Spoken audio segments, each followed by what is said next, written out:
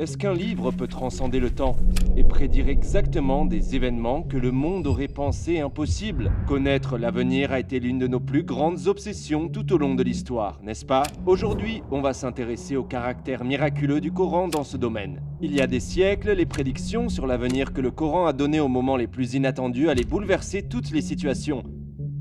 Le Coran allait choquer tout le monde. L'une de ses prédictions concerne deux villes différentes et l'autre concerne deux grands empires. Si vous êtes prêts à entendre les miracles prophétiques du Coran concernant ces deux événements importants, allons-y. Nous sommes en 603. Le prophète Mohammed, que la paix soit sur lui, a environ 32 ans. Mais il n'a pas encore reçu le devoir de prophétie. Cette année-là, deux superpuissances de l'époque sont en conflit. Les Sassanides font la guerre aux Byzantins. Ils remportent de grandes victoires. À cause de cela, l'Empire byzantin connaît un déclin sans précédent. Ils ont perdu beaucoup de leurs terres, les actuelles Arménie, Syrie, Irak et Égypte, ainsi que toute l'Anatolie sont occupées. Finalement, les Sassanides rassemblent leurs armées devant les frontières d'Istanbul, Constantinople, leur capitale. À la même époque, les Avars et les Slaves assiègent également Istanbul. Pendant de nombreuses années, l'Empire byzantin subit de graves et multiples défaites. En 616, l'annonce de ces événements arrive et se répand dans la Mecque, et les associateurs de la région célèbrent la nouvelle. On est à la 6e année de la révélation. Mais qu'est-ce qui les a rendus si heureux?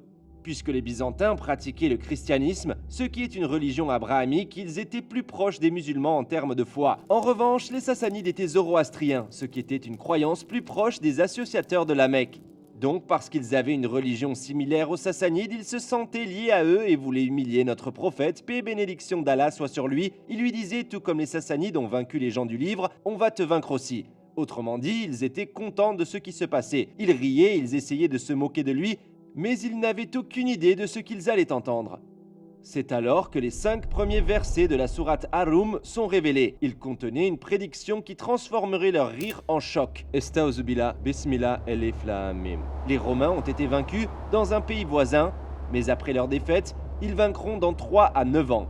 La décision, avant comme après, appartient à Allah. Ce jour-là, les croyants se réjouiront de la victoire voulue par Allah. Il accorde la victoire à qui il veut, car il est le Tout-Puissant, le très miséricordieux. Imaginez que vous viviez à cette époque. Vous assistez aux victoires consécutives des Sassanides sur les Byzantins pendant plus de 10 ans. Ils conquérissent l'Arménie, la Syrie, l'Irak, l'Égypte et toute l'Anatolie. Sachant que l'Empire byzantin subit des pertes catastrophiques et sans précédent, vous ne penseriez jamais qu'il remporterait la victoire en si peu de temps, n'est-ce pas ?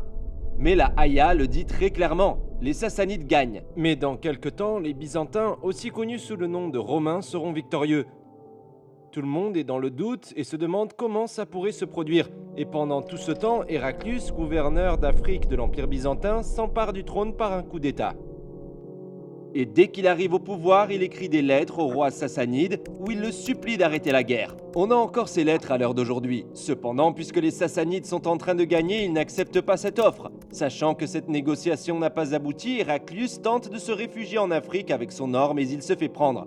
Qu'est-ce qu'il va se passer ensuite? Est-ce que le vent va tourner? Vous vous souvenez de ce qu'a dit la Aya? Elle a dit « Bid-i Senin ». En arabe, cette phrase signifie « quelques années », ce qui correspond à une période de 3 à 9 ans. Même après la révélation de cette Aya, les Byzantins continuent à subir des défaites. Les Mushrikoun qui ont entendu le verset sont certains que ça ne va jamais arriver. Mais il y a une chose qu'ils ne savent pas. Kun feyekun. Allah dit « soit » et la chose s'accomplit. C'est comme ça que les choses fonctionnent dans l'islam. Peu importe la puissance de l'opposant. Donc, les compagnons du prophète qui ont entendu ce verset sont eux aussi très confiants. Des années passent sans que rien ne change, mais ensuite, Héraclius lance une campagne en 622. Sa mentalité a complètement changé et c'est comme si quelqu'un d'autre avait pris sa place. L'historien anglais Edward Gibbon dit à ce sujet « Un tel changement de caractère est une chose que l'on ne voit que très rarement dans l'histoire. Est-ce qu'Allah a fait une promesse? Oui. Alors, il tiendra sans aucun doute cette promesse. Voilà la raison de ce changement de caractère.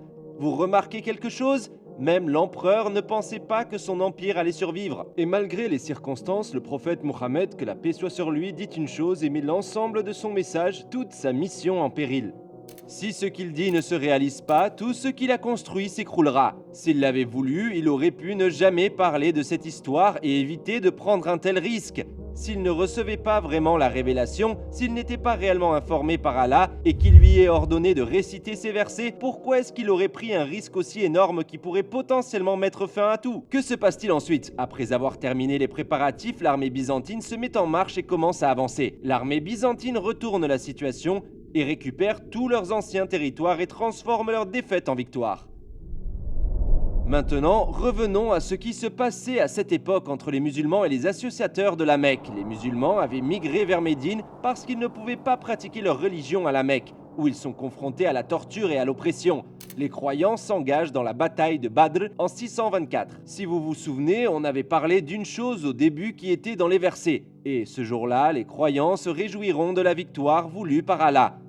Ce qui veut dire que lorsque les Byzantins gagneront, les croyants se réjouiront en même temps avec l'aide d'Allah. Donc il doit y avoir autre chose en dehors de la victoire des Byzantins. Quel pourrait être cet autre événement? C'est bien entendu la victoire contre les associateurs de la Mecque. Malgré le fait qu'ils étaient 3 fois moins nombreux et qu'ils n'étaient pas assez bien équipés, les musulmans remportent la bataille de Badr. Nous sommes donc en l'an 624. Quand est-ce que les versets ont été révélés? En l'an 616. Donc ces deux prédictions se sont produites pendant la période que la Aya mentionne. Donc les musulmans se réjouissent de leur victoire à Badr et en même temps ils assistent à la réalisation de la prédiction du verset concernant les Romains. Vous savez ce qui est aussi intéressant au sujet de ce succès fulgurant? L'historien byzantin Théophane dit qu'à l'époque de cette victoire, il n'y avait pas de soldats expérimentés dans l'armée byzantine. Un autre historien, Susan Weisbauer, nous raconte lui aussi que l'armée byzantine n'était pas entraînée, qu'elle était paresseuse et qu'elle manquait d'équipement militaire et d'expérience de combat. Il donne la victoire à qui il veut. C'est donc certainement par la volonté d'Allah qu'ils ont gagné. Le Coran prédit une chose qui semblait impossible, mais il prouve qu'il est bien le livre de la vérité en produisant un miracle qui laisse les gens sans voix. Parlons maintenant du deuxième miracle du Coran qu'on a mentionné au début. Des années suite à la première prédiction, un autre miracle prophétique se produit. Nous sommes à Médine pendant la 6e année de l'Hégire. On va présenter un peu le contexte. Après la migration vers Médine, le prophète Mohammed sallallahu alayhi wa sallam et les croyants ont connu 3 grandes batailles. Badr, Uhud et Al-Ahzab.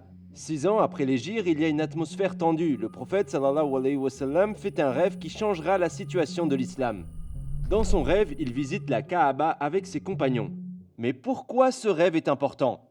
Parce que les rêves des prophètes sont des révélations. Cet événement va se produire. Le prophète se réveille et raconte son rêve à ses compagnons. Et ils deviennent très heureux.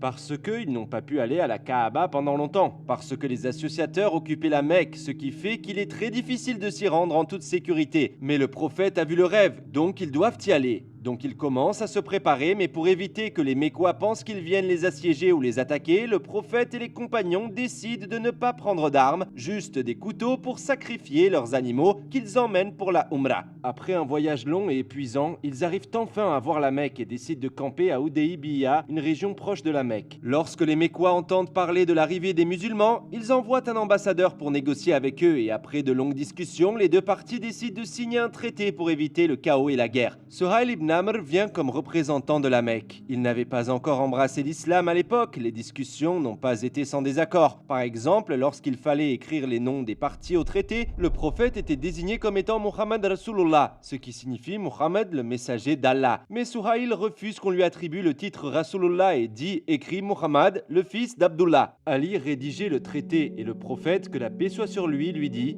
pas de problème, efface-le, écris ce qu'il dit. Et Ali a dit je n'enlèverai pas le titre de messager d'Allah. Donc le prophète a dit alors montre-moi où c'est écrit et je l'effacerai. Mais ce n'est pas le seul problème. Les termes du traité sont défavorables aux musulmans. Par exemple, il y est écrit vous ferez la Umrah l'année prochaine, ce qui veut dire que vous avez fait tout ce chemin jusqu'ici, mais vous rentrerez sans aller à la Mecque et attendrez une année entière pour voir la Kaaba. Et lorsque vous viendrez, vous n'aurez le droit de rester dans la ville que pendant 3 jours.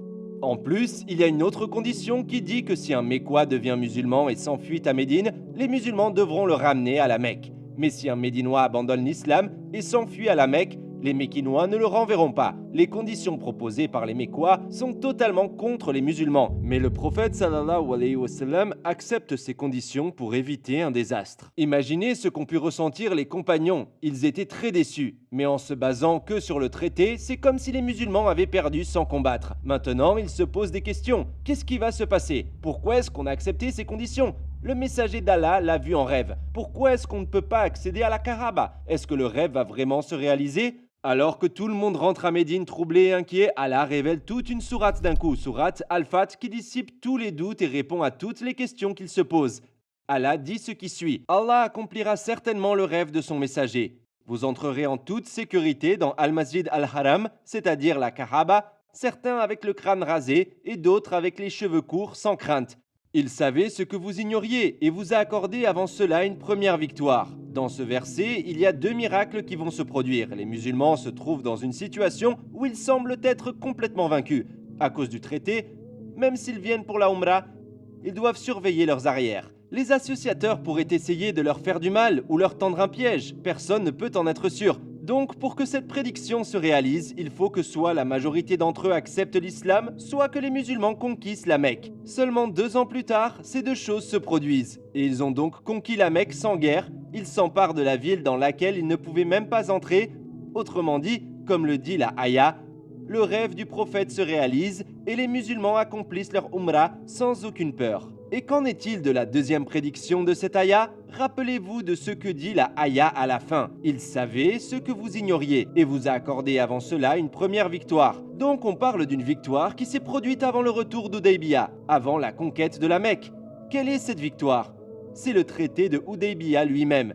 La conquête de la Mecque est clairement annoncée dans le verset. Mais comment le traité de Hudaybiyah peut être une victoire? Après le traité, tout semblait aller pour le pire. Mais avec le temps, ce qui s'est passé, c'est puisqu'ils avaient signé un traité de paix, ils ne se considéraient plus comme des ennemis et se sont réunis. Et les mouchrikoun ont commencé à regarder l'islam et le Coran, pas avec haine, mais avec justesse, sans préjugés. Et ils ont fini par comprendre que cette religion est la vérité. Et l'un après l'autre, les gens ont commencé à devenir musulmans. Les historiens ont même dit que le nombre de personnes devenues musulmanes après Hudaybiyah est beaucoup plus grand que le nombre de musulmans qui se sont convertis depuis le début de la révélation.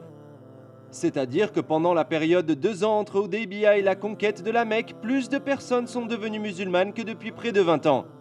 Donc même avant sa conquête, la Mecque devenait une ville musulmane. Vous vous souvenez de cette partie de la Aya? Il savait ce que vous ignoriez. Allah a accompli sa volonté en disant la chose la plus inattendue dans la situation la plus improbable.